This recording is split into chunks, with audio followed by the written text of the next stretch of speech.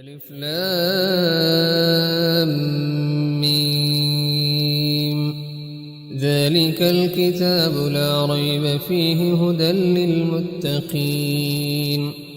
الذين يؤمنون بالغيب ويقيمون الصلاة ومما رزقناهم ينفقون والذين يؤمنون بما أنزل إليك وما أنزل من قبلك وبالآخرة هم يوقنون أولئك على هدى من ربهم وأولئك هم المفلحون إن الذين كفروا سواء عليهم أأنذرتهم أم لم تنذرهم لا يؤمنون ختم الله على قلوبهم وعلى سمعهم وعلى أبصارهم غشاوة ولهم عذاب عظيم ومن الناس من يقول آمنا بالله وباليوم الآخر وما هم بمؤمنين يخادعون الله والذين آمنوا وما يخدعون إلا أنفسهم وما يشعرون في قلوبهم مرض فزادهم الله مرضا ولهم عذاب أليم بما كانوا يكذبون وإذا قيل لهم لا تفسدوا في الأرض قالوا إنما نحن مصلحون ألا إنهم هم المفسدون ولكن لا يشعرون وإذا قيل لهم آمنوا كما آمن الناس قالوا أنؤمن كما آمن السفهاء ألا إنهم هم السفهاء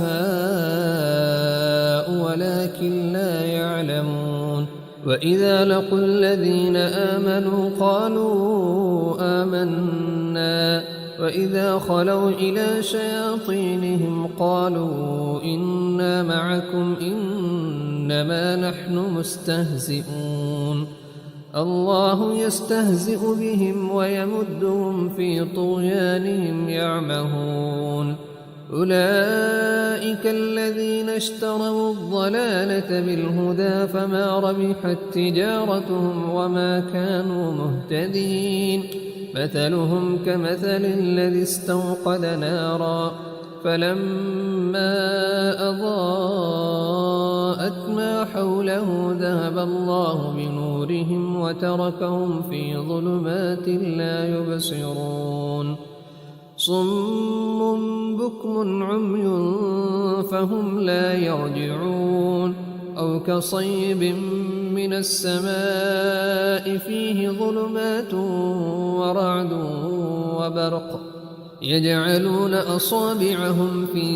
آذانهم من الصواعق حذر الموت والله محيط بالكافرين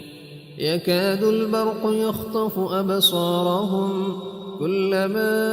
أضاء لهم مشوا فيه وإذا أظلم عليهم قاموا ولو شاء الله لذهب بسمعهم وأبصارهم إن الله على كل شيء قدير يا أيها الناس اعبدوا ربكم الذي خلقكم والذين من قبلكم لعلكم تتقون الذي جعل لكم الأرض فراشا والسماء بناء وأنزل من السماء ماء فأخرج به من الثمرات رزقا لكم فلا تجعلوا لله أندادا وأنتم تعلمون وإن كنتم في ريب مما ما نزلنا على عبدنا فأتوا بسورة من مثله وادعوا شهداءكم من دون الله إن كنتم صادقين فإن لم تفعلوا ولن تفعلوا فاتقوا النار التي وقودها الناس والحجارة أعدت للكافرين وبشر الذين آمنوا وعملوا الصالحات أن لهم جنات تجري من تحتها الأنهار كلما رزقوا منها من ثمرة رزقا قالوا هذا الذي رزقنا من قبل وأتوا به متشابها ولهم فيها أزواج مطهرة وهم فيها خالدون إن الله لا يستحيي أن يضرب مثلا ما بعوضة فما فوقها فأما الذين آمنوا فيعلمون أنه الحق من ربهم وأما الذين كفروا فيقولون ماذا أراد الله بهذا مثلا يضل به كثيرا ويهدي به كثيرا وما يضل به إلا الفاسقين الذين ينقضون عهد الله من بعد ميثاقه ويقطعون ما أمر الله به أن يوصل ويفسدون في الأرض أولئك هم الخاسرون كيف تكفرون بالله وكنتم أمواتا فأحياكم ثم يميتكم ثم يحييكم ثم إليه ترجعون هو الذي خلق لكم ما في الأرض جميعا ثم استوى إلى السماء فسواهن 7 سماوات وهو بكل شيء عليم وإذ قال ربك للملائكة إني جاعل في الأرض خليفة قالوا أتجعل فيها من يفسد فيها ويسفك الدماء ونحن نسبح بحمدك ونقدس لك قال إني أعلم ما لا تعلمون وعلم آدم الأسماء كلها ثم عرضهم على الملائكة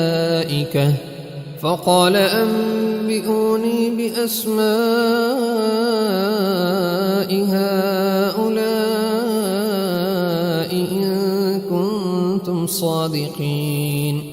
قالوا سبحانك لا علم لنا إلا ما علمتنا إنك أنت العليم الحكيم قال يا آدم أنبئهم بأسمائهم فلما أنبأهم بأسمائهم قال ألم أقل لكم إني أعلم غيب السماوات والأرض وأعلم ما تبدون وما كنتم تكتمون وإذ قلنا للملائكة اسجدوا لآدم فسجدوا إلا إبليس أبى واستكبر وكان من الكافرين وقلنا يا آدم اسكن أنت وزوجك الجنة وكلا منها رغدا حيث شئتما ولا تقربا هذه الشجرة فتكونا من الظالمين فأزلهما الشيطان عنها فأخرجهما مما كانا فيه وقلنا اهبطوا بعضكم لبعض عدو ولكم في الأرض مستقر ومتاع إلى حين فتلقى آدم من ربه كلمات فتاب عليه إنه هو التواب الرحيم قلنا اهبطوا منها جميعا فإما يأتينكم مني هدى فمن تبع هداي فلا خوف عليهم ولا هم يحزنون والذين كفروا وكذبوا بآياتنا أولئك أصحاب النار هم فيها خالدون يا بني إسرائيل اذكروا نعمتي التي أنعمت عليكم وأوفوا بعهدي أوف بعهدكم وإياي فارهبون وآمنوا بما أنزلت مصدقا لما معكم ولا تكونوا أول كافر به ولا تشتروا بآياتي ثمنا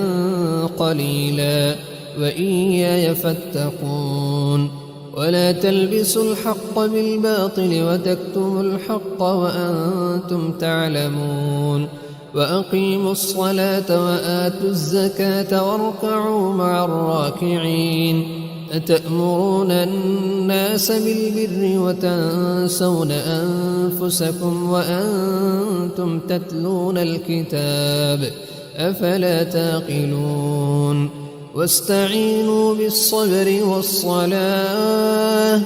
وإنها لكبيرة إلا على الخاشعين الذين يظنون أنهم ملاقو ربهم وأنهم إليه راجعون يا بني إسرائيل اذكروا نعمتي التي أنعمت عليكم وأني فضلتكم على العالمين واتقوا يوما لا تجزي نفس عن نفس شيئا ولا يقبل منها شفاعة ولا يؤخذ منها عدل ولا هم ينصرون وإذ نجيناكم من آل فرعون يسومونكم سوء العذاب يذبحون أبناءكم ويستحيون نساءكم وفي ذلكم بلاء من ربكم عظيم وإذ فرقنا بكم البحر فأنجيناكم وأغرقنا آل فرعون وأنتم تنظرون وإذ واعدنا موسى 40 ليلة ثم اتخذتم العجل من بعده وأنتم ظالمون ثم عفونا عنكم من بعد ذلك لعلكم تشكرون وإذ آتينا موسى الكتاب والفرقان لعلكم تهتدون وإذ قال موسى لقومه يا قوم إنكم ظلمتم أنفسكم باتخاذكم العجل فتوبوا إلى بارئكم فاقتلوا أنفسكم ذلكم خير لكم عند بارئكم فتاب عليكم إنه هو التواب الرحيم وإذ قلتم يا موسى لن نؤمن لك حتى نرى الله جهرة فأخذتكم الصاعقة وأنتم تنظرون ثم بعثناكم من بعد موتكم لعلكم تشكرون وظللنا عليكم الغمام وأنزلنا عليكم المن والسلوى كلوا من طيبات ما رزقناكم وما ظلمونا ولكن كانوا أنفسهم يظلمون وإذ قلنا ادخلوا هذه القرية فكلوا منها حيث شئتم رغدا وادخلوا الباب سجدا وقولوا حطة نغفر لكم خطاياكم وسنزيد المحسنين فبدل الذين ظلموا قولا غير الذي قيل لهم فأنزلنا على الذين ظلموا رجزا من السماء بما كانوا يفسقون وإذ استسقى موسى لقومه فقلنا اضرب بعصاك الحجر فانفجرت منه 12 عينا قد علم كل أناس مشربهم كلوا واشربوا من رزق الله ولا تعثوا في الأرض مفسدين وإذ قلتم يا موسى لن نصبر على طعام واحد فادع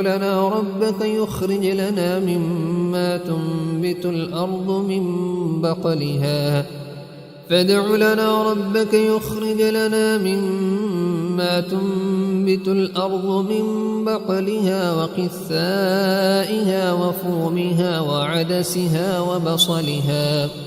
قال أتستبدلون الذي هو أدنى بالذي هو خير اهبطوا مصرا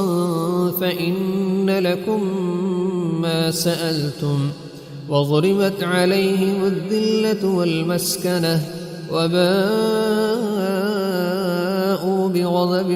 من الله ذلك بأنهم كانوا يكفرون بآيات الله ويقتلون النبيين بغير الحق ذلك بما عصوا وكانوا يعتدون إن الذين آمنوا والذين هادوا والنصارى والصابئين من آمن بالله واليوم الآخر وعمل صالحا فلهم أجرهم عند ربهم ولا خوف عليهم ولا هم يحزنون وإذ أخذنا ميثاقكم ورفعنا فوقكم الطور خذوا ما آتيناكم بقوة واذكروا ما فيه لعلكم تتقون ثم توليتم من بعد ذلك فلولا فضل الله عليكم ورحمته لكنتم من الخاسرين ولقد علمتم الذين اعتدوا منكم في السبت فقلنا لهم كونوا قردة خاسئين فجعلناها نكالا لما بين يديها وما خلفها وموعظة للمتقين وإذ قال موسى لقومه إن الله يأمركم أن تذبحوا بقرة قالوا أتتخذنا هزوا قال أعوذ بالله أن أكون من الجاهلين قالوا ادع لنا ربك يبين لنا ما هي قال إنه يقول إنها بقرة لا فارض ولا بكر عوان بين ذلك فافعلوا ما تؤمرون قالوا ادع لنا ربك يبين لنا ما لونها قال إنه يقول إنها بقرة صفراء فاقع لونها تسر الناظرين قالوا ادع لنا ربك يبين لنا ما هي إن البقرة شابه علينا وإنا إن شاء الله لمهتدون قال إنه يقول إنها بقرة لا ذلول تثير الأرض ولا تسقي الحرث مسلمة لا شية فيها قالوا الآن جئت بالحق فذبحوها وما كادوا يفعلون وإذ قتلتم نفسا فادارأتم فيها والله مخرج ما كنتم تكتمون فقلنا اضربوه ببعضها كذلك يحيي الله الموتى ويريكم آياته لعلكم تعقلون ثم قست قلوبكم من بعد ذلك فهي كالحجارة أو أشد قسوة وإن من الحجارة لما يتفجر منه الأنهار وإن منها لما يشقق فيخرج منه الماء وإن منها لما يهبط من خشية الله وما الله بغافل عما تعملون أفتطمعون أن يؤمنوا لكم وقد كان فريق منهم يسمعون كلام الله ثم يحرفونه من بعد ما عقلوه وهم يعلمون وإذا لقوا الذين آمنوا قالوا آمنا وإذا خلا بعضهم إلى بعض قالوا أتحدثونهم بما فتح الله عليكم ليحاجوكم به عند ربكم أفلا تعقلون أولا يعلمون أن الله يعلم ما يسرون وما يعلنون ومنهم أميون لا يعلمون الكتاب إلا أماني وإن هم إلا يظنون فويل للذين يكتبون الكتاب بأيديهم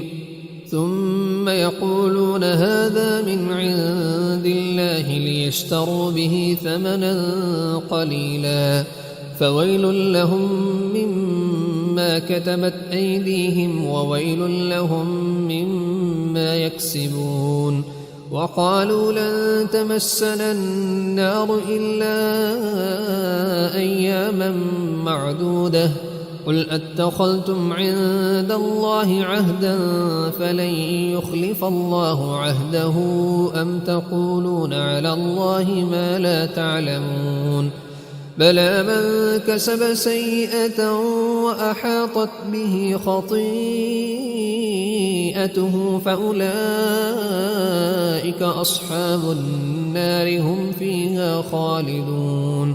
والذين آمنوا وعملوا الصالحات أولئك أصحاب الجنة هم فيها خالدون وإذ أخذنا ميثاق بني إسرائيل لا تعبدون إلا الله وبالوالدين إحسانا وذي القربى واليتامى والمساكين وقولوا للناس حسنا وأقيموا الصلاة وآتوا الزكاة ثم توليتم إلا قليلا منكم وأنتم معرضون وإذ أخذنا ميثاقكم لا تسفكون دماءكم ولا تخرجون أنفسكم من دياركم ثم أقررتم وأنتم تشهدون ثم أنتم هؤلاء تقتلون أنفسكم وتخرجون فريقا منكم من ديارهم تظاهرون عليهم بالإثم والعدوان وإن يأتوكم أسارى تفادوهم وهو محرم عليكم إخراجهم أفتؤمنون ببعض الكتاب وتكفرون ببعض فما جزاء من يفعل ذلك منكم إلا خزي في الحياة الدنيا ويوم القيامة يردون إلى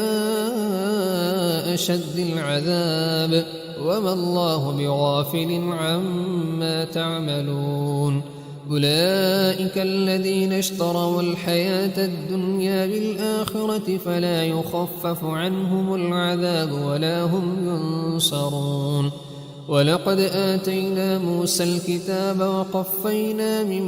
بعده بالرسل وآتينا عيسى ابن مريم البينات وأيدناه بروح القدس أفكلما جاءكم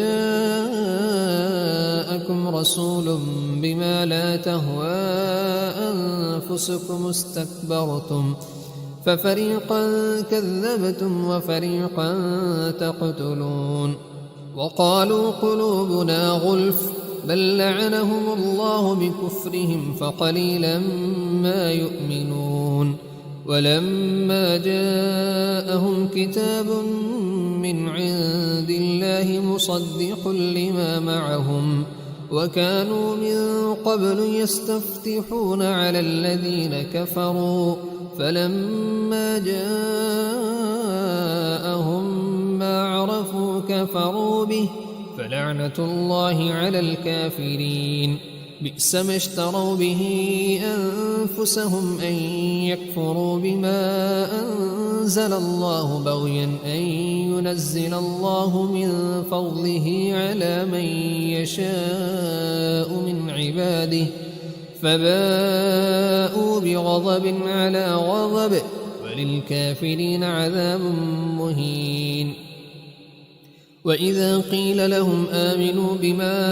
أنزل الله قالوا نؤمن بما أنزل علينا ويكفرون بما وراءه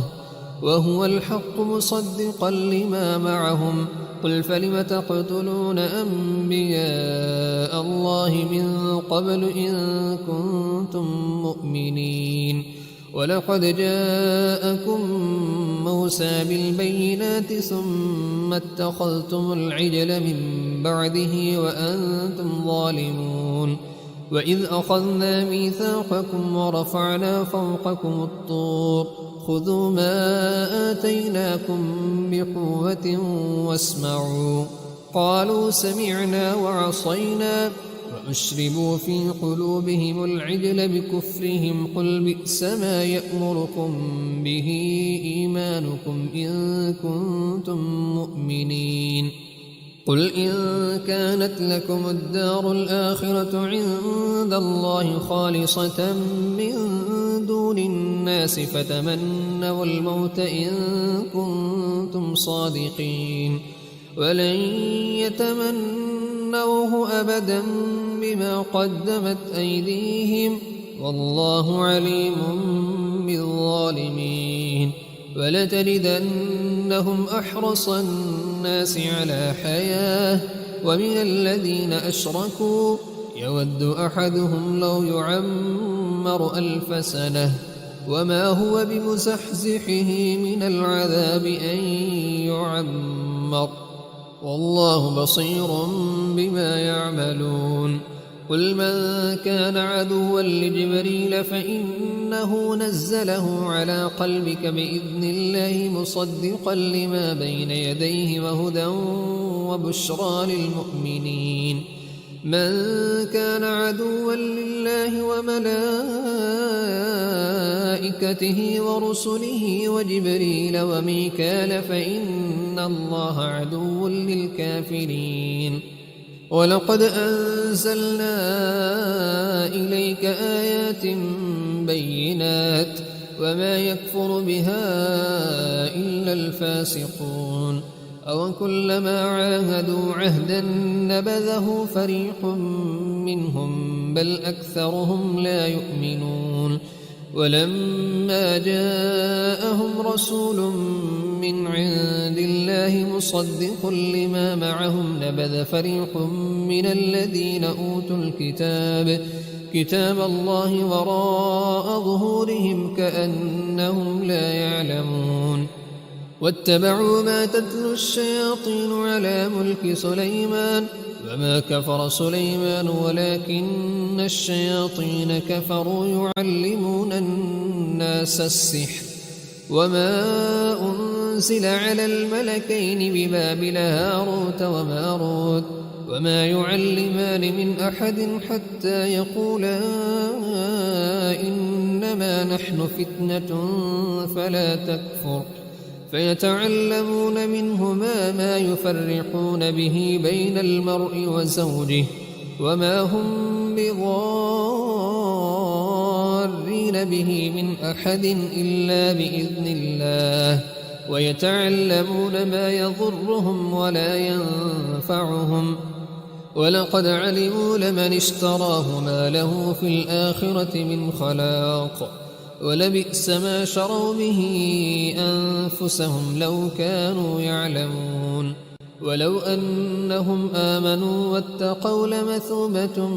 من عند الله خير لو كانوا يعلمون. يا أيها الذين آمنوا لا تقولوا راعنا وقولوا انظرنا واسمعوا وللكافرين عذاب أليم. ما يود الذين كفروا من أهل الكتاب ولا المشركين أن ينزل عليكم من خير من ربكم، والله يختص برحمته من يشاء، والله ذو الفضل العظيم. ما ننسخ من آية أو ننسها نأت بخير منها أو مثلها. ألم تعلم أن الله على كل شيء قدير؟ ألم تعلم أن الله له ملك السماوات والأرض وما لكم من دون الله من ولي ولا نصير؟ أم تريدون أن تسألوا رسولكم كما سئل موسى من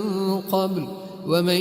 يتبدل الكفر بالإيمان فقد ضل سواء السبيل. ود كثير من أهل الكتاب لو يردونكم من بعد إيمانكم كفارا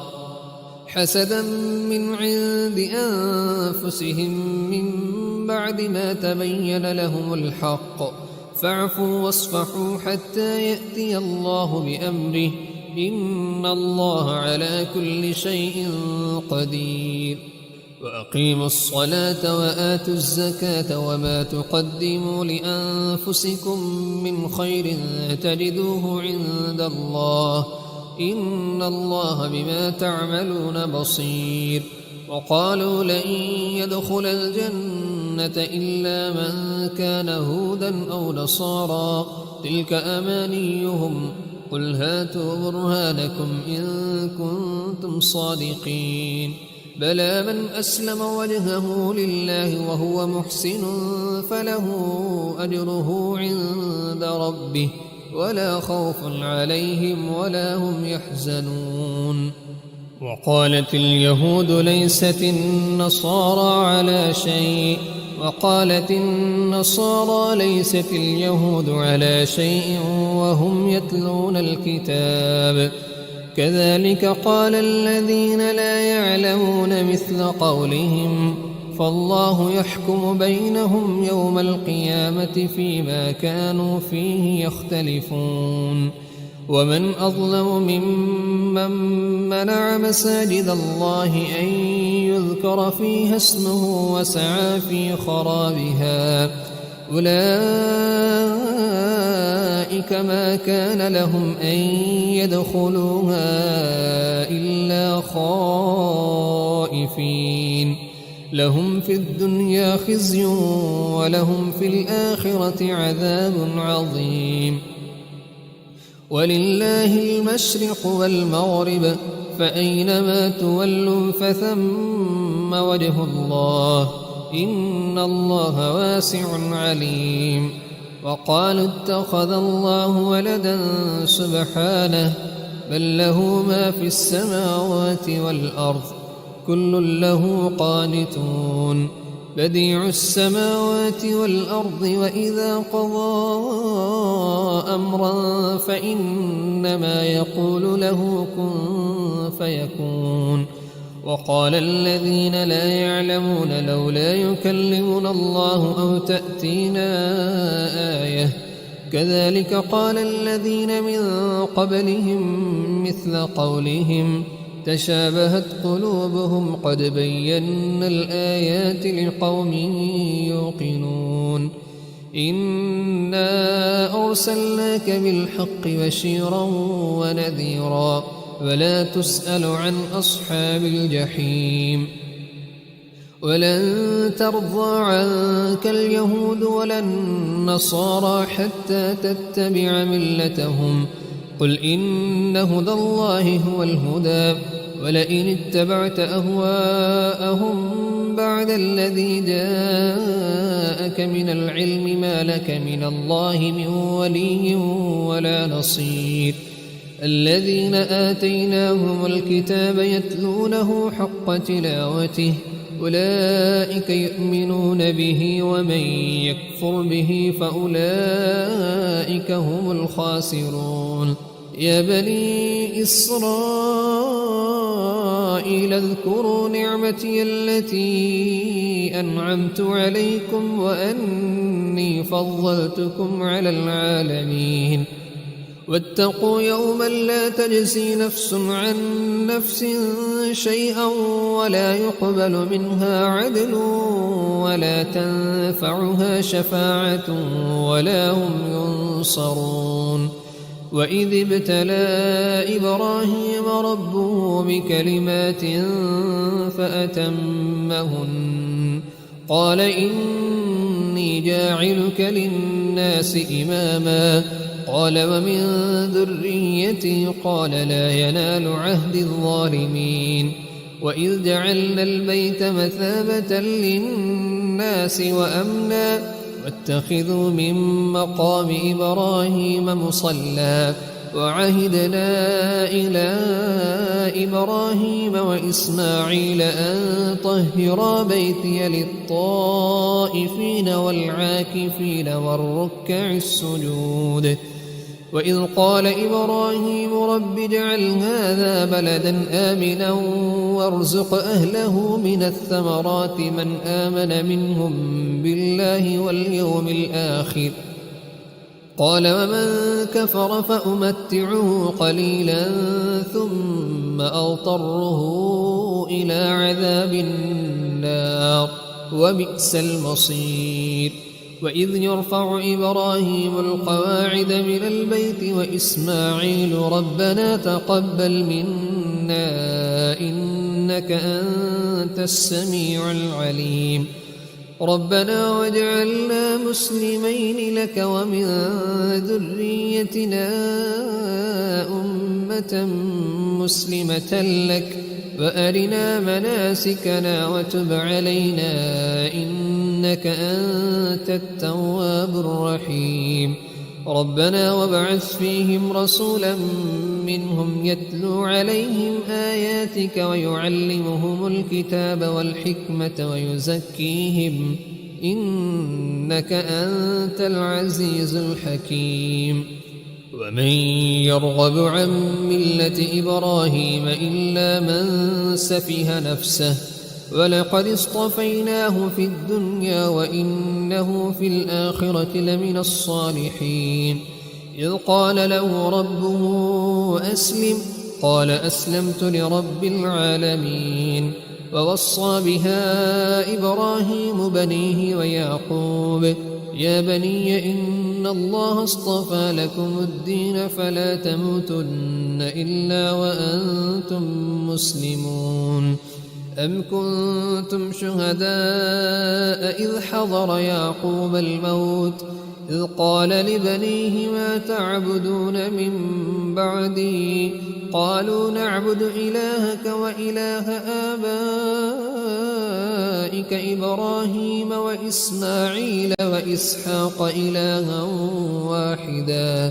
ونحن له مسلمون تلك أمة قد خلت لها ما كسبت ولكم ما كسبتم ولا تسألون عما كانوا يعملون وقالوا كونوا هودا أو نصارى تهتدوا قل بل ملة إبراهيم حنيفا وما كان من المشركين قولوا آمنا بالله وما أنزل إلينا وما أنزل إلى إبراهيم وإسماعيل وإسحاق ويعقوب والأسباط وما أوتي موسى وعيسى وما أوتي النبيون من ربهم لا نفرق بين أحد منهم ونحن له مسلمون فإن آمنوا بمثل ما آمنتم به فقد اهتدوا وإن تولوا فإنما هم في شقاق فسيكفيكهم الله وهو السميع العليم صبغة الله ومن أحسن من الله صبغة ونحن له عابدون قل أتحاجوننا في الله وهو ربنا وربكم ولنا أعمالنا ولكم أعمالكم ونحن له مخلصون أم تقولون إن إبراهيم وإسماعيل وإسحاق ويعقوب والأسباط كانوا هودا أو نصارى قل أأنتم أعلم أم الله ومن أظلم ممن كتم شهادة عنده من الله وما الله بغافل عما تعملون تلك أمة قد خلت لها ما كسبت ولكم ما كسبتم ولا تسألون عما كانوا يعملون سيقول السفهاء من الناس ما ولاهم عن قبلتهم التي كانوا عليها قل لله المشرق والمغرب يهدي من يشاء إلى صراط مستقيم وكذلك جعلناكم أمة وسطا لتكونوا شهداء على الناس ويكون الرسول عليكم شهيدا وما جعلنا القبلة التي كنت عليها إلا لنعلم من يتبع الرسول ممن ينقلب على عقبيه وإن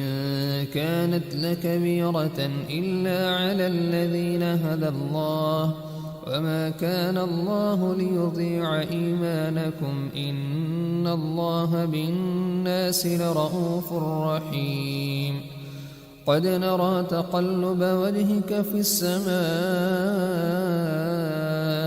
فلنولينك قبلة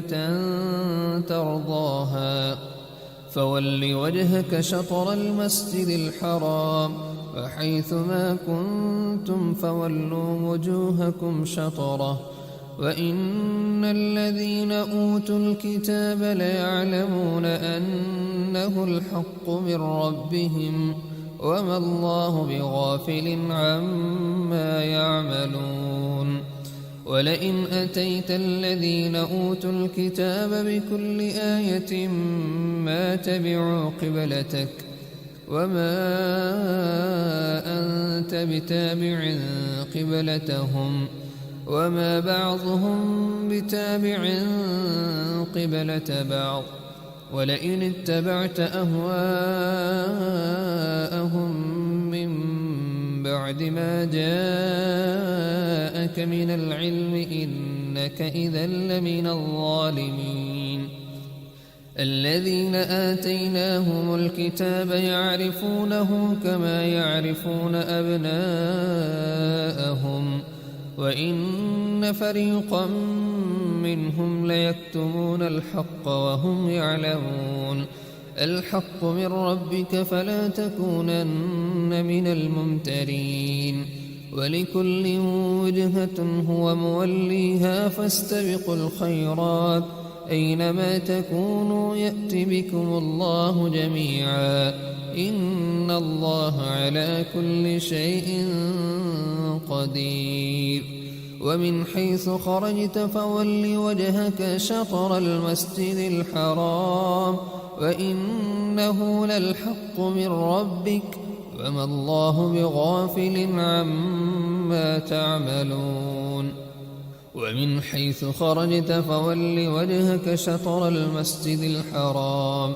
وحيث ما كنتم فولوا وجوهكم شطره لئلا يكون للناس عليكم حجة إلا الذين ظلموا منهم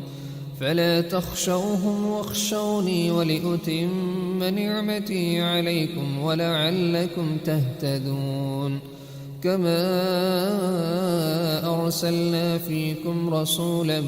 منكم يتلو عليكم آياتنا ويزكيكم ويعلمكم الكتاب والحكمة ويعلمكم ما لم تكونوا تعلمون فاذكروني أذكركم واشكروا لي ولا تكفرون. يا أيها الذين آمنوا استعينوا بالصبر والصلاة إن الله مع الصابرين. ولا تقولوا لمن يقتل في سبيل الله أموات بل أحياء ولكن لا تشعرون. ولنبلونكم بشيء من الخوف والجوع ونقص من الأموال والأنفس والثمرات وبشر الصابرين الذين إذا أصابتهم مصيبة قالوا إنا لله وإنا إليه راجعون. أولئك عليهم صلوات من ربهم ورحمة وأولئك هم المهتدون. إن الصفا والمروة من شعائر الله فمن حج البيت أو اعتمر فلا جناح عليه أن يطوف بهما ومن تطوع خيرا فإن الله شاكر عليم. إن الذين يكتمون ما أنزلنا من البينات والهدى من بعد ما بيناه للناس في الكتاب أولئك يلعنهم الله ويلعنهم اللاعنون إلا الذين تابوا وأصلحوا وبينوا فأولئك أتوب عليهم وأنا التواب الرحيم. إن الذين كفروا وماتوا وهم كفار أولئك عليهم لعنة الله والملائكة والناس أجمعين خالدين فيها لا يخفف عنهم العذاب ولا هم ينظرون. وإلهكم إله واحد لا إله إلا هو الرحمن الرحيم. إن في خلق السماوات والأرض واختلاف الليل والنهار والفلك التي تجري في البحر بما ينفع الناس وما أنزل الله من السماء من ماء فأحيا به الأرض بعد موتها وبث فيها من كل دابة وتصريف الرياح والسحاب المسخر بين السماء والأرض لآيات لقوم يعقلون. ومن الناس من يتخذ من دون الله أندادا يحبونهم كحب الله والذين آمنوا أشد حبا لله ولو يرى الذين ظلموا إذ يرون العذاب أن القوة لله جميعا وأن الله شديد العذاب. إذ تبرأ الذين اتبعوا من الذين اتبعوا ورأوا العذاب وتقطعت بهم الأسباب. وقال الذين اتبعوا لو أن لنا كرة فنتبرأ منهم كما تبرأوا منا كذلك يريهم الله أعمالهم حسرات عليهم وما هم بخارجين من النار. يا أيها الناس كلوا مما في الأرض حلالا طيبا ولا تتبعوا خطوات الشيطان إنه لكم عدو مبين. إنما يأمركم بالسوء والفحشاء تقولوا على الله ما لا تعلمون. وإذا قيل لهم اتبعوا ما أنزل الله قالوا بل نتبع ما ألفينا عليه آباءنا أولو كان آباؤهم لا يعقلون شيئا ولا يهتدون. ومثل الذين كفروا كمثل الذي ينعق بما لا يسمع إلا دعاء ونداء صم بكم عمي فهم لا يعقلون. يا أيها الذين آمنوا كلوا من طيبات ما رزقناكم واشكروا لله إن كنتم إياه تعبدون. إنما حرم عليكم الميتة والدم ولحم الخنزير وما أهل به لغير الله فمن اضطر غير باغ ولا عاد فلا إثم عليه إن الله غفور رحيم. إن الذين يكتمون ما أنزل الله من الكتاب ويشترون به ثمنا قليلا أولئك ما يأكلون في بطونهم إلا النار ولا يكلمهم الله يوم القيامة ولا يزكيهم ولهم عذاب أليم. أولئك الذين اشتروا الضلالة بالهدى والعذاب بالمغفرة فما أصبرهم على النار. ذلك بأن الله نزل الكتاب بالحق وإن الذين اختلفوا في الكتاب لفي شقاق بعيد. ليس البر أن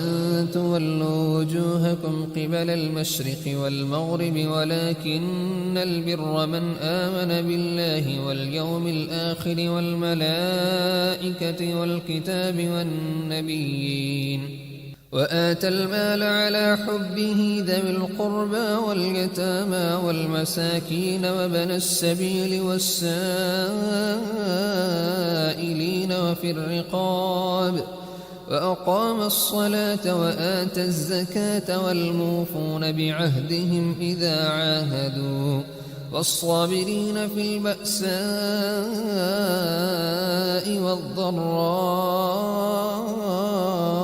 وحين البأس أولئك الذين صدقوا وأولئك هم المتقون. يا أيها الذين آمنوا كتب عليكم القصاص في القتلى الحر بالحر والعبد بالعبد والأنثى بالأنثى فمن عفي له من أخيه شيء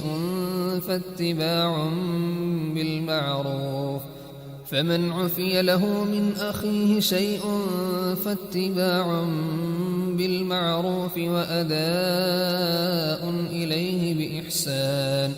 ذلك تخفيف من ربكم ورحمة فمن اعتدى بعد ذلك فله عذاب أليم. ولكم في القصاص حياة يا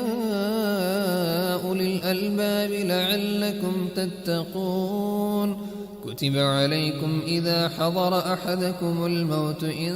ترك خيرا الوصية للوالدين والأقربين بالمعروف حقا على المتقين. فمن بدله بعدما سمعه فإنما إثمه على الذين يبدلونه إن الله سميع عليم. فمن خاف من موص جنفا أو إثما فأصلح بينهم فلا إثم عليه إن الله غفور رحيم.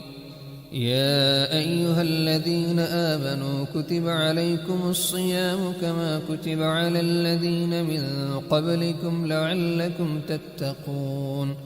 أياما معدودات فمن كان منكم مريضا أو على سفر فعدة من أيام أخر وعلى الذين يطيقونه فدية طعام مسكين فمن تطوع خيرا فهو خير له وأن تصوموا خير لكم إن كنتم تعلمون شهر رمضان الذي أنزل فيه القرآن هدى للناس وبينات من الهدى والفرقان فمن شهد منكم الشهر فليصمه ومن كان مريضا أو على سفر فعدة من أيام أخر يريد الله بكم اليسر ولا يريد بكم العسر ولتكملوا العدة ولتكبروا الله على ما هداكم ولعلكم تشكرون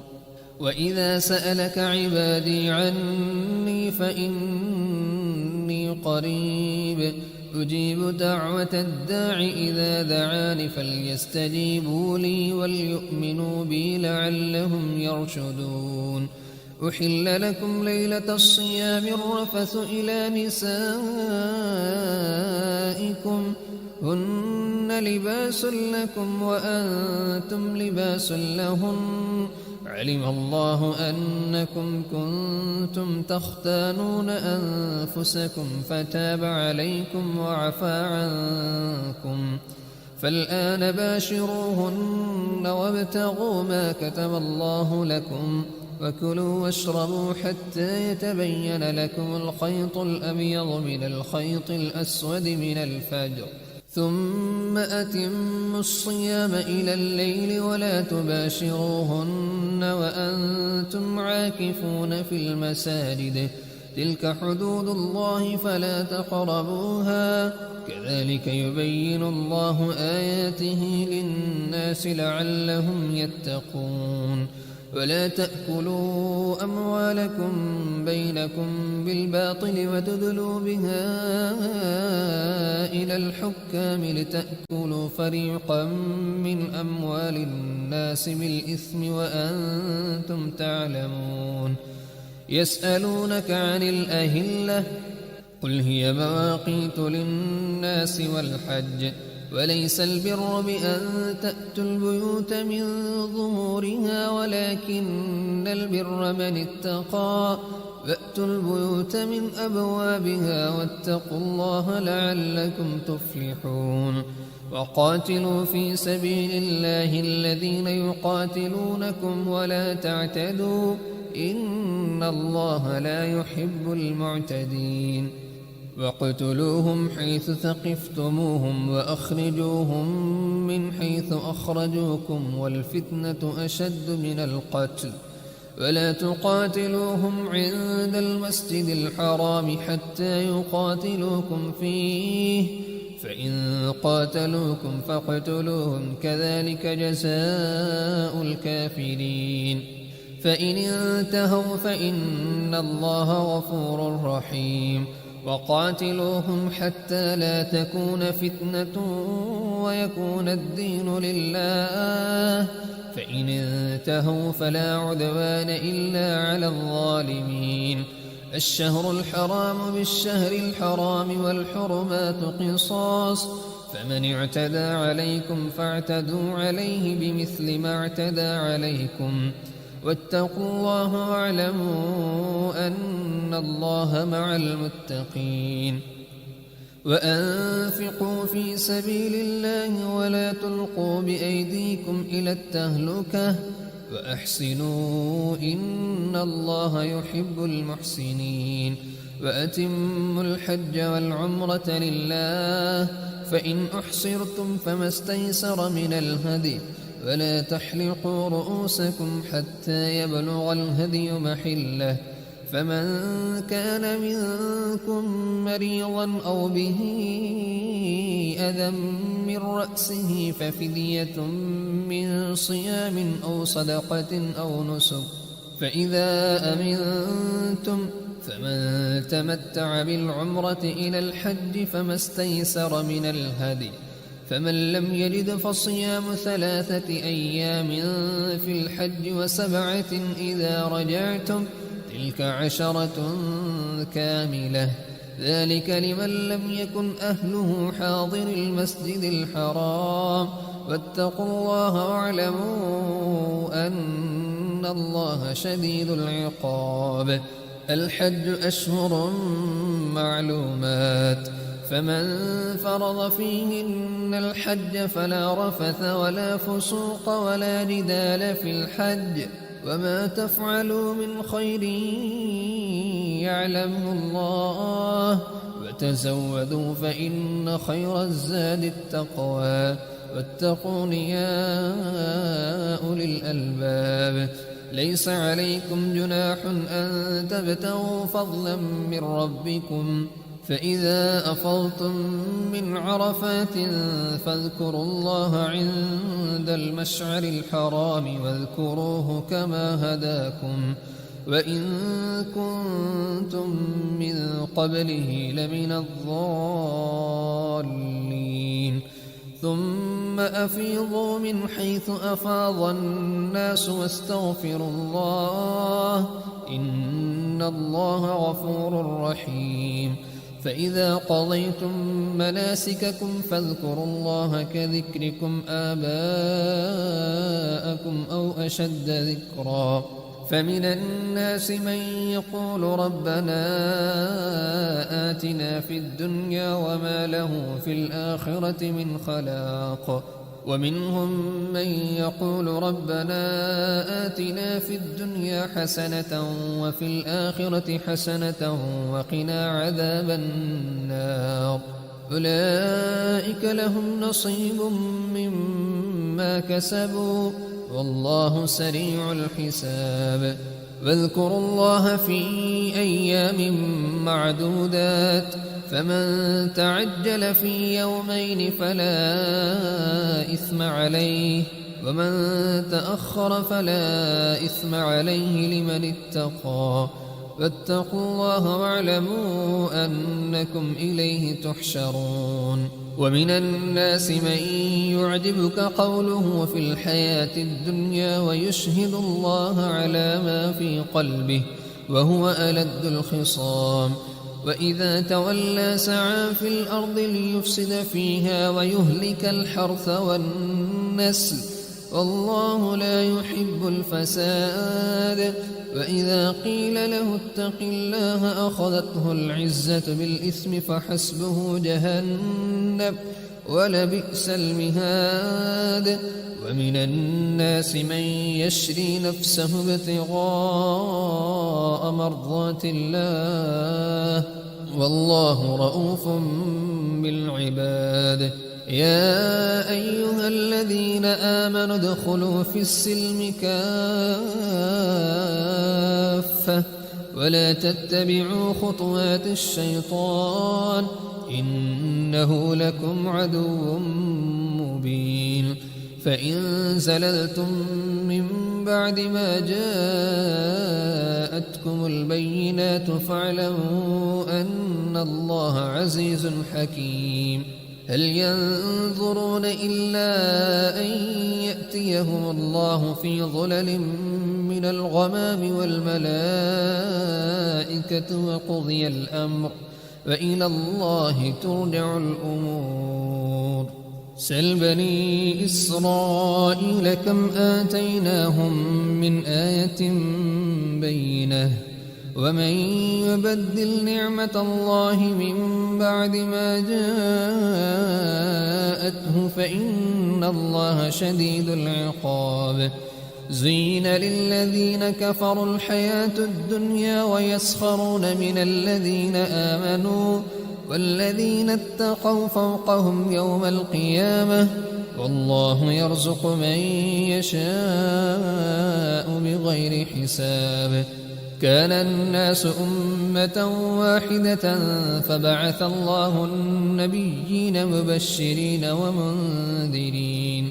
وأنزل معهم الكتاب بالحق ليحكم بين الناس فيما اختلفوا فيه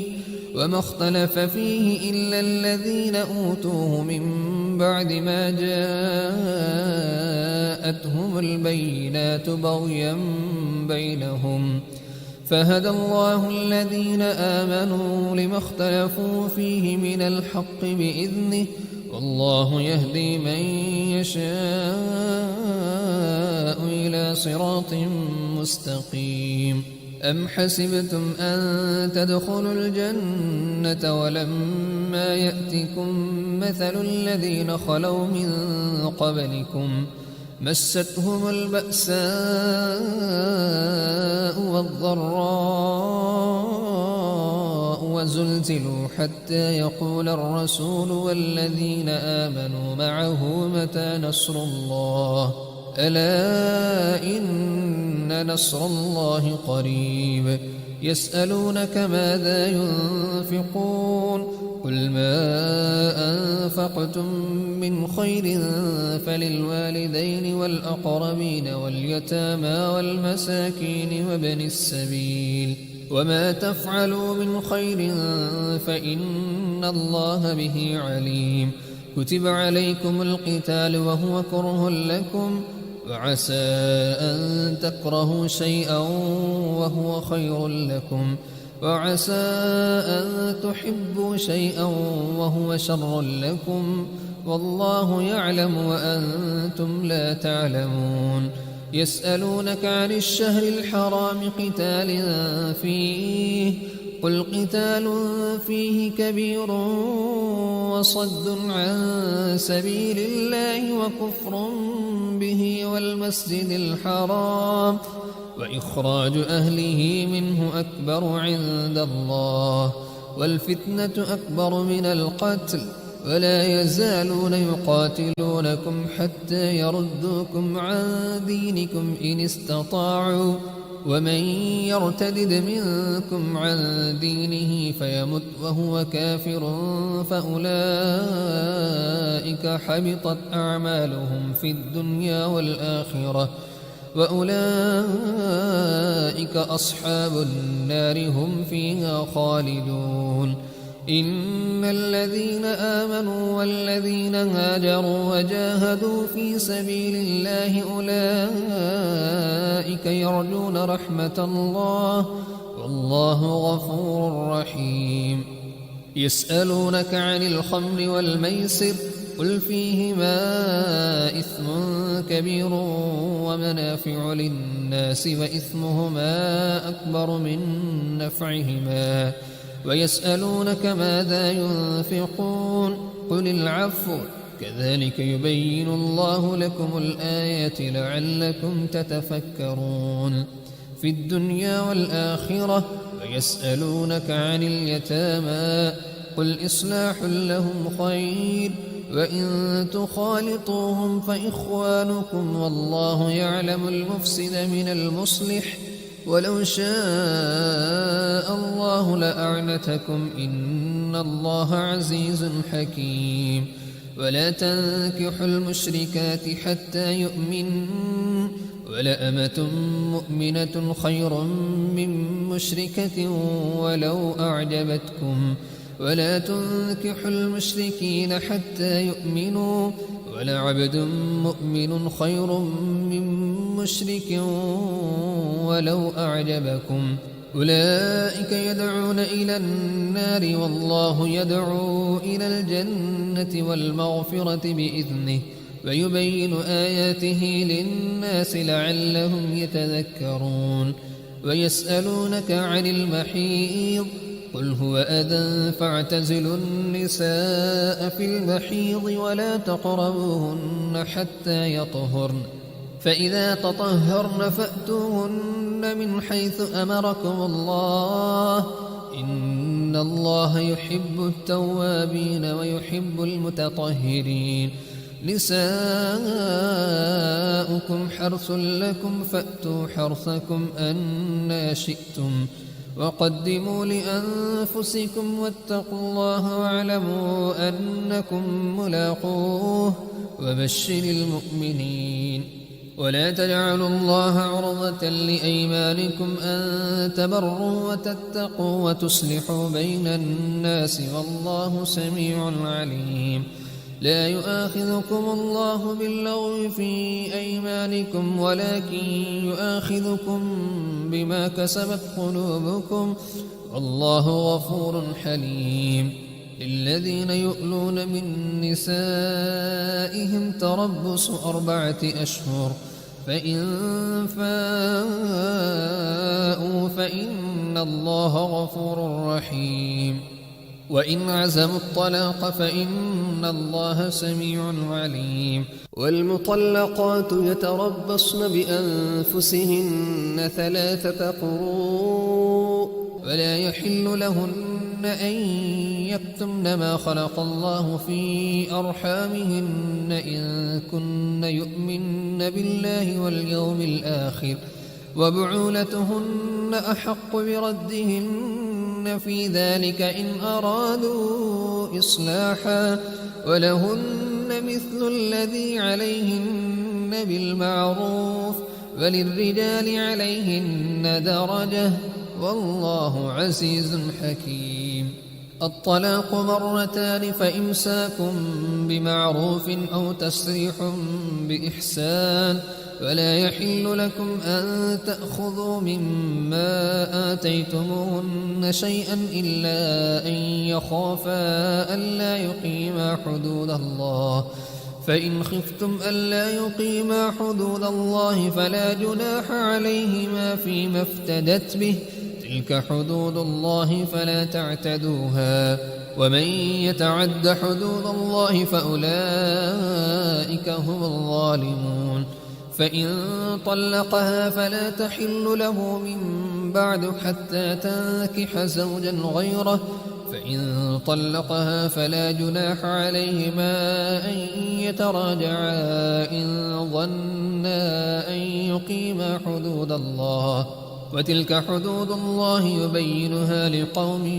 يعلمون. وإذا طلقتم النساء فبلغن أجلهن فأمسكوهن بمعروف أو سرحوهن بمعروف ولا تمسكوهن ضرارا لتعتدوا ومن يفعل ذلك فقد ظلم نفسه. ولا تتخذوا آيات الله هزوا واذكروا نعمة الله عليكم وما أنزل عليكم من الكتاب والحكمة يعظكم به واتقوا الله واعلموا أن الله بكل شيء عليم. وإذا طلقتم النساء فبلغن أجلهن فلا تعضلوهن أن ينكحن أزواجهن إذا تراضوا بينهم بالمعروف ذلك يوعظ به من كان منكم يؤمن بالله واليوم الآخر ذلكم أزكى لكم وأطهر الله يعلم وأنتم لا تعلمون. والوالدات يرضعن أولادهن حولين كاملين لمن أراد أن يتم الرضاعة وعلى المولود له رزقهن وكسوتهن بالمعروف لا تكلف نفس إلا وسعها لا تضار والدة بولدها ولا مولود له بولده وعلى الوارث مثل ذلك فإن أرادا فصالا عن تراض منهما وتشاور فلا جناح عليهما. وإن أردتم أن تسترضعوا أولادكم فلا جناح عليكم إذا سلمتم ما آتيتم بالمعروف واتقوا الله واعلموا أن الله بما تعملون بصير. والذين يتوفون منكم ويذرون أزواجا يتربصن بأنفسهن 4 أشهر وعشرا فإذا بلغن أجلهن فلا جناح عليكم فيما فعلن في أنفسهن بالمعروف والله بما تعملون خبير. ولا جناح عليكم فيما عرضتم به من خطبة النساء أو أكننتم في أنفسكم علم الله أنكم ستذكرونهن ولكن لا تواعدوهن سرا إلا أن تقولوا قولا معروفا ولا تعزموا عقدة النكاح حتى يبلغ الكتاب أجله واعلموا أن الله يعلم ما في أنفسكم فاحذروه واعلموا أن الله غفور حليم لا جناح عليكم إن طلقتم النساء ما لم تمسوهن أو تفرضوا لهن فريضة ومتعوهن على الموسع قدره وعلى المقتر قدره متاعا بالمعروف حقا على المحسنين وإن طلقتموهن من قبل أن تمسوهن وقد فرضتم لهن فريضة فنصف ما فرضتم إلا أن يعفون أو يعفو الذي بيده عقدة النكاح وأن تعفوا أقرب للتقوى ولا تنسوا الفضل بينكم إن الله بما تعملون بصير حافظوا على الصلوات والصلاة الوسطى وقوموا لله قانتين فإن خفتم فرجالا أو ركبانا فإذا أمنتم فاذكروا الله كما علمكم ما لم تكونوا تعلمون والذين يتوفون منكم ويذرون أزواجا وصية لأزواجهم متاعا إلى الحول غير إخراج فإن خرجن فلا جناح عليكم فيما فعلن في أنفسهن من معروف والله عزيز حكيم وللمطلقات متاع بالمعروف حقا على المتقين كذلك يبين الله لكم آياته لعلكم تعقلون ألم تر إلى الذين خرجوا من ديارهم وهم ألوف حذر الموت فقال لهم الله موتوا ثم أحياهم إن الله لذو فضل على الناس ولكن أكثر الناس لا يشكرون وقاتلوا في سبيل الله واعلموا أن الله سميع عليم من ذا الذي يقرض الله قرضا حسنا فيضاعفه له أضعافا كثيرة الله يقبض ويبسط وإليه ترجعون ألم تر إلى الملأ من بني إسرائيل من بعد موسى إذ قالوا لنبي له ابعث لنا ملكا نقاتل في سبيل الله قال هل عسيتم إن كتب عليكم القتال ألا تقاتلوا قالوا وما لنا ألا نقاتل في سبيل الله وقد أخرجنا من ديارنا وأبنائنا فلما كتب عليهم القتال تولوا إلا قليلا منهم والله عليم بالظالمين وقال لهم نبيهم إن الله قد بعث لكم طالوت ملكا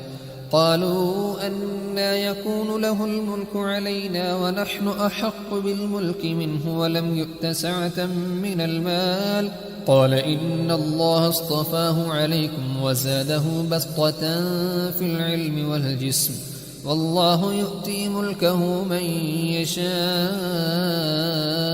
والله واسع عليم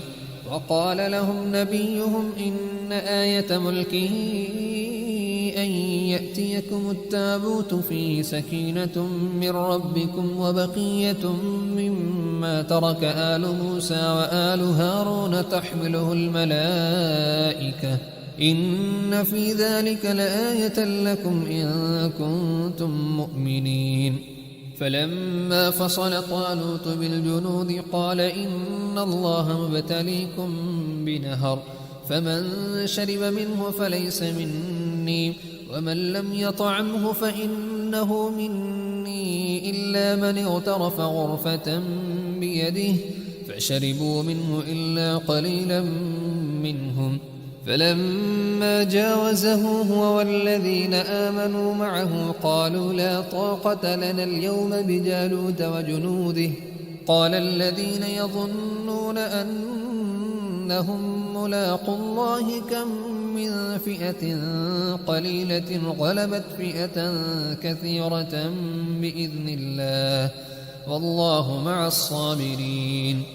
ولما برزوا لجالوت وجنوده قالوا ربنا أفرغ علينا صبرا وثبت أقدامنا وانصرنا على القوم الكافرين.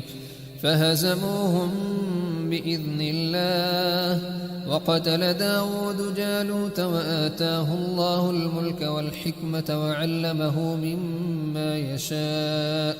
ولولا دفع الله الناس بعضهم ببعض لفسدت الأرض ولكن الله ذو فضل على العالمين. تلك آيات الله نتلوها عليك بالحق وإنك لمن المرسلين. تلك الرسل فضلنا بعضهم على بعض منهم من كلم الله ورفع بعضهم درجات وآتينا عيسى ابن مريم البينات وأيدناه بروح القدس. ولو شاء الله ما اقتتل الذين من بعدهم من بعد ما جاءتهم البينات ولكن اختلفوا فمنهم من آمن ومنهم من كفر. ولو شاء الله ما اقتتلوا ولكن الله يفعل ما يريد.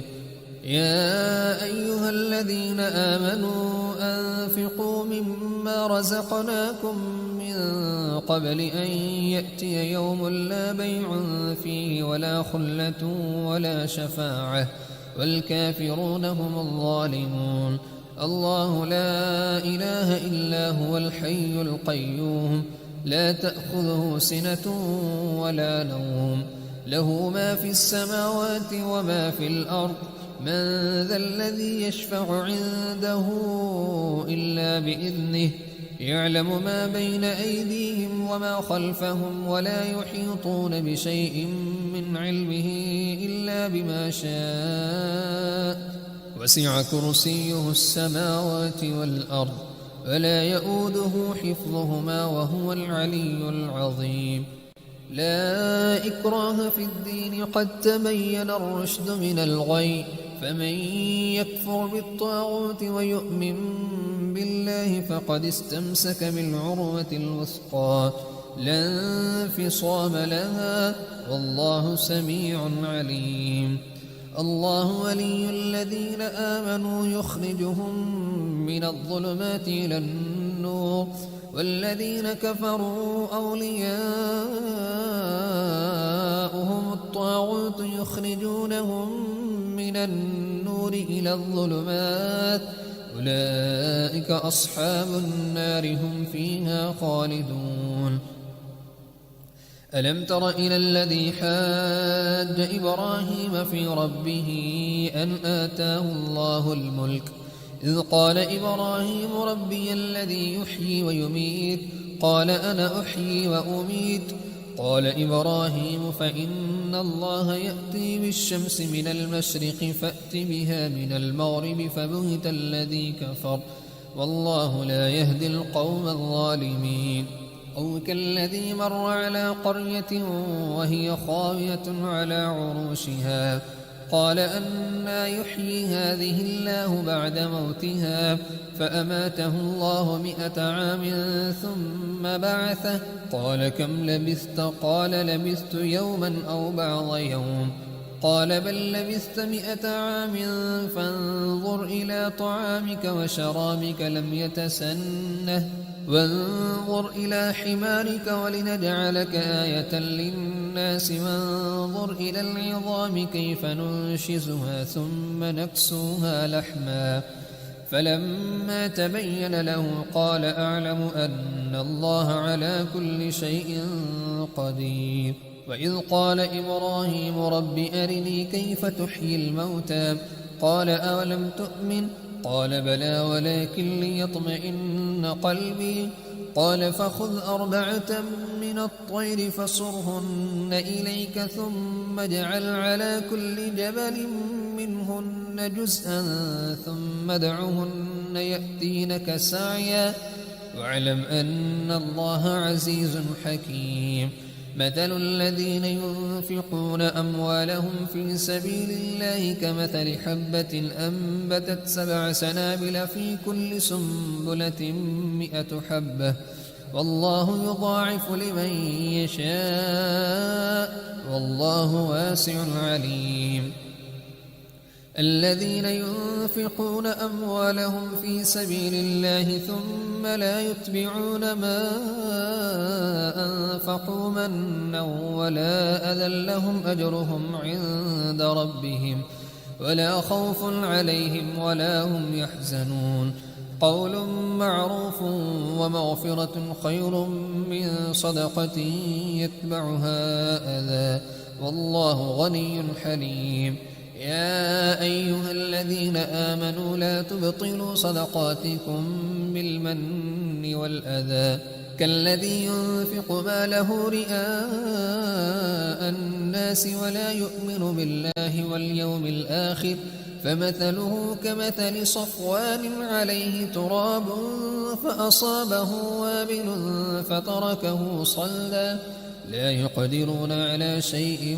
مما كسبوا والله لا يهدي القوم الكافرين ومثل الذين ينفقون أموالهم ابتغاء مرضات الله وتثبيتا من أنفسهم كمثل جنة بربوة أصابها وابل فآتت أكلها ضعفين فإن لم يصبها وابل فطل والله بما تعملون بصير أيود أحدكم أن تكون له جنة من نخيل وأعناب تجري من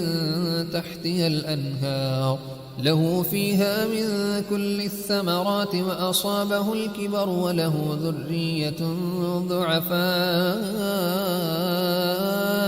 فأصابها إعصار فيه نار فاحترقت كذلك يبين الله لكم الآيات لعلكم تتفكرون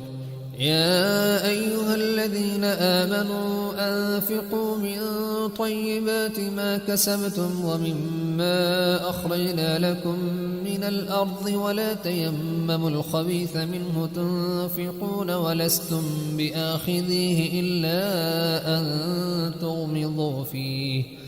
واعلموا أن الله غني حميد الشيطان يعدكم الفقر ويأمركم بالفحشاء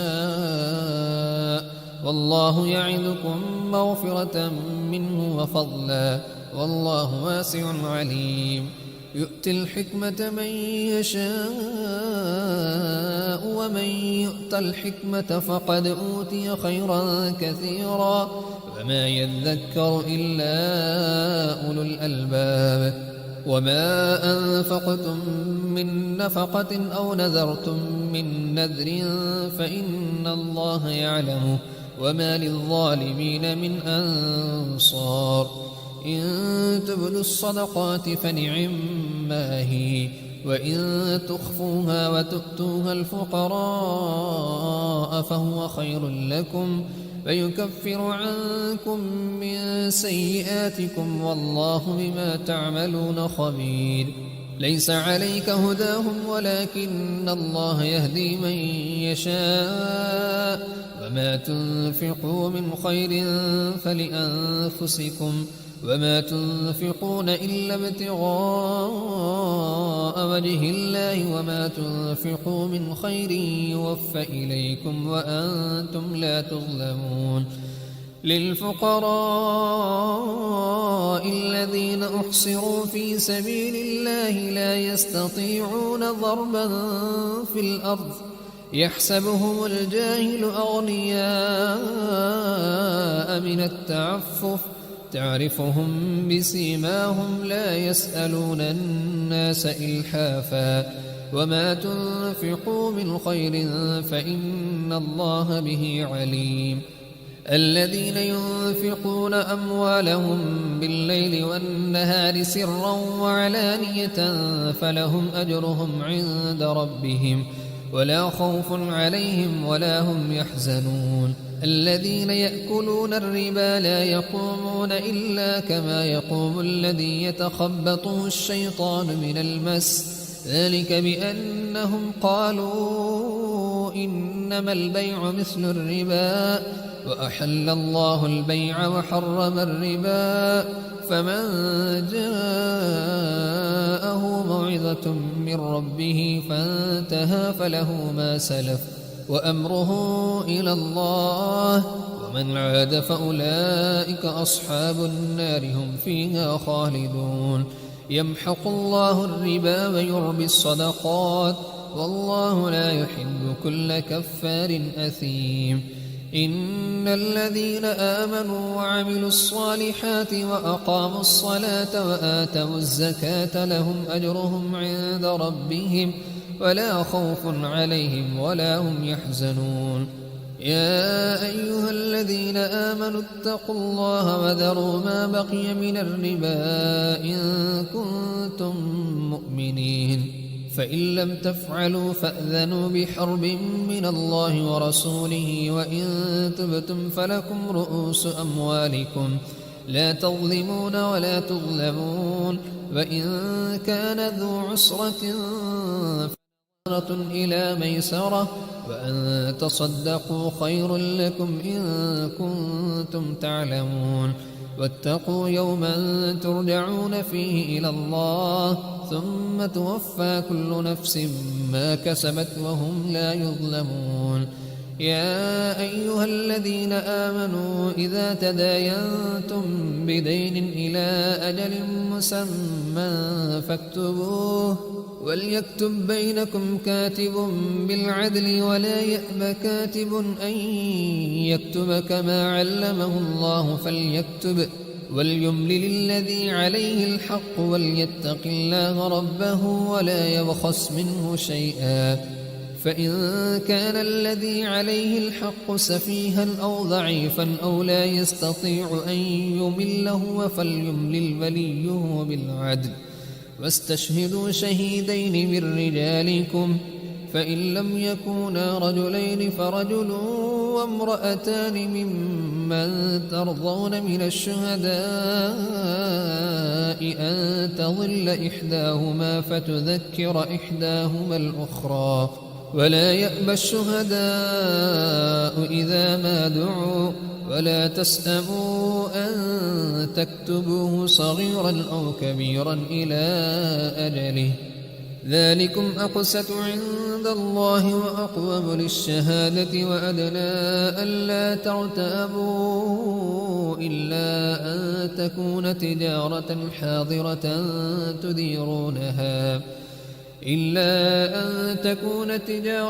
حاضرة تديرونها بينكم فليس عليكم جناح ألا تكتبوها وأشهدوا إذا تبايعتم ولا يضار كاتب ولا شهيد وإن تفعلوا فإنه فسوق بكم واتقوا الله ويعلمكم الله والله بكل شيء عليم وإن